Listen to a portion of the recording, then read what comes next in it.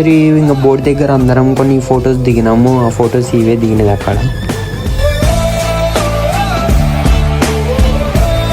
మనం పాండిచేరి లోగో చూసినాం కదా, అక్కడ నుంచి రైట్ సైడ్ తీసుకుంటేనే మన బోటింగ్ మొత్తం స్టార్ట్ అవుతుంది. ఇక్కడ కానొస్తున్న హట్స్ అన్ని బోటింగ్ వే వల్ల. మా హర్షద్కి అయితే లైఫ్ జాకెట్ ఏవి సరిపోవడం లేదు. ఆ రియాక్షన్ చూడండి ఇప్పుడు ఎలా వేస్తాడో.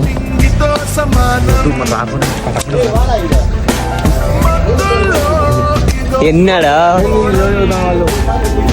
ఎన్న తుమ్కు సైజు నై మిలా క్యా